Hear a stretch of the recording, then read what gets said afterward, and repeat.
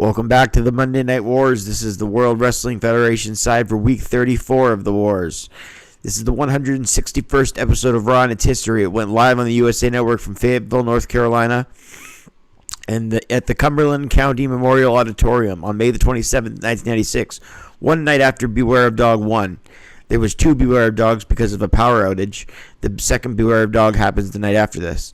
Ratings were a 2.3 for Raw, and Nitro won for the second straight week after with a 2.8 rating. So Raw lost 2.8 to 2.3. This is the 2.3 rated Raw. After this week's loss, through 34 weeks, the WWF has 16 wins, 16 losses, and 2 draws. So through 34 weeks, Nitro and Raw are tied. Amazing. This is the Raw that drew 2.3. Jerry the King Lawler and Vince McMahon at ringside. Vince McMahon welcomes everyone to Raw for a special Memorial Day edition as Goldust is in the ring already before any entrance theme for Raw. And then he says, the crowd's going to shake next as the Warrior comes out next. The Warrior comes out next, and these two get it on, and there's no intro this week. They just have the Warrior and Goldust's entrances, and they're going to face off in a King of the Ring 96 qualifying match with a 15-minute time limit. Man, could the Warrior's entrance get people fired up. Goldust was looking scared of Warrior the whole match. Finally, in the ring, Goldust with 2 hard rights. Warrior imitated Goldust's pose where he touches his breasts, or what he has for his chest, his pectoral muscles. And then he hits him with an atomic drop, and then another one, and then a clothesline. Goldust missed a clothesline, and then Warrior scooped him up with another atomic drop. McMahon apologizes for the power outage at pay-per-view. Ultimate Warrior on the outside sends Goldust over to the barricade. Goldust rakes the face and then sends Warrior into the railing, but he no-sells it and comes right back, kicking Goldust on the outside. Warrior drags Goldust across the top rope, burning his head. Warrior hit by an uppercut from Goldust and a few more uppercuts. Goldust scoops slammed Warrior and then did a standing reverse chinlock. Warrior stands up and lands backwards, dropping Goldust to the mat. And now Goldust has had enough. He takes Marlena and drags her to the back. But right when they get to the RAW, the Raw, the big Raw letters by the stage, Ahmed Johnson comes out with a hat and takes Goldust back to the ring where Warrior continues the momentum, hitting him with a back body drop. And then Goldust gets a low blow, telling the referee to look over there, and hits a low blow on Warrior, and then he hits a chin lock.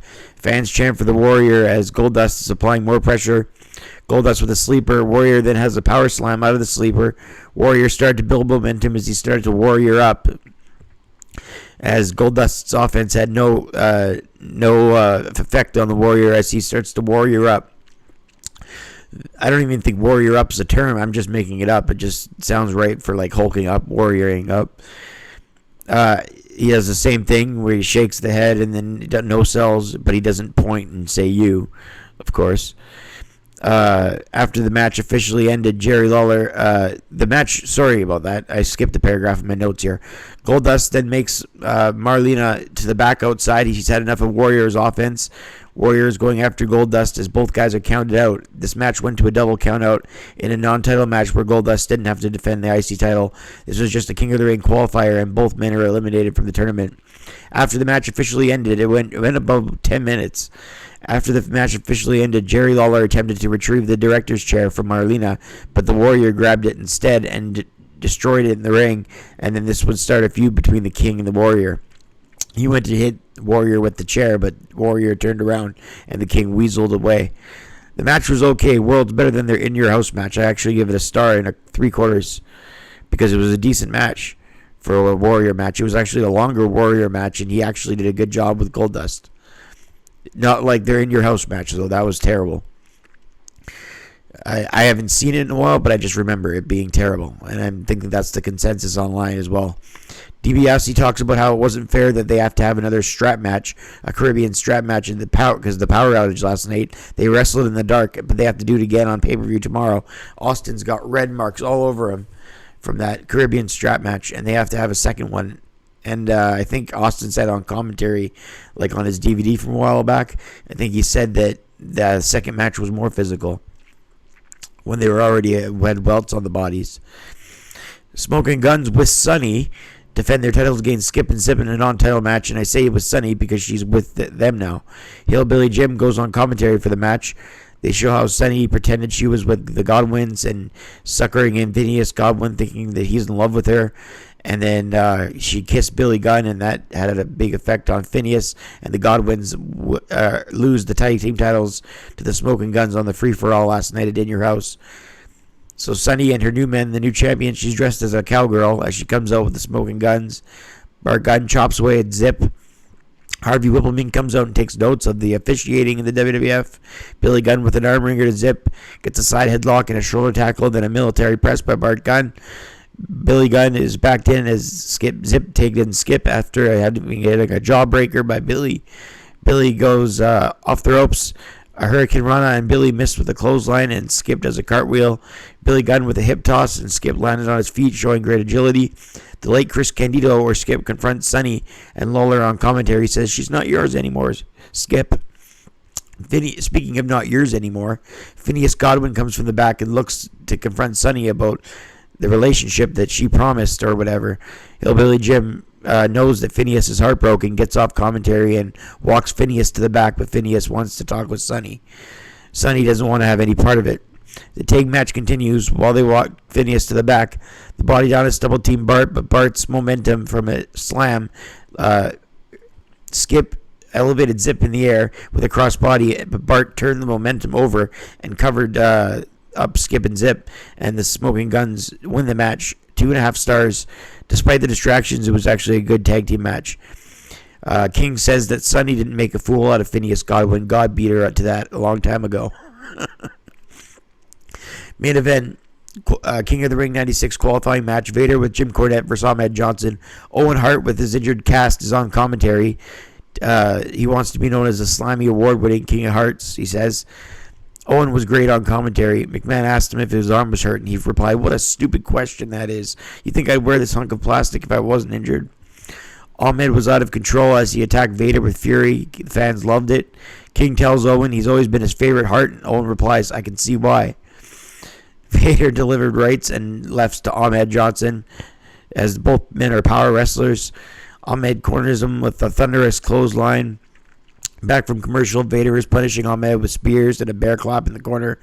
Owen's great on commentary, just like he is at the King of the Ring pay-per-view that would happen a few weeks after this. Every inch there is to stick up for a heel, he takes a mile, and this was like an appetizer to Owen Hart being on commentary to the King of the Ring pay-per-view. You can see why Vince made the decision. Vader with a reverse chinlock on Ahmed Johnson. Vader came in for a Vader bomb, but instead he goes to the top for a Vader salt and misses. Ahmed moved out of the way, so he ate the canvas. Cornette comes back out. Vader pinned Ahmed Johnson after Owen Hart left the commentary booth to use his cast from the top rope as Owen left the booth. At 11:20, Vader pinned Ahmed and he qualified for the tournament.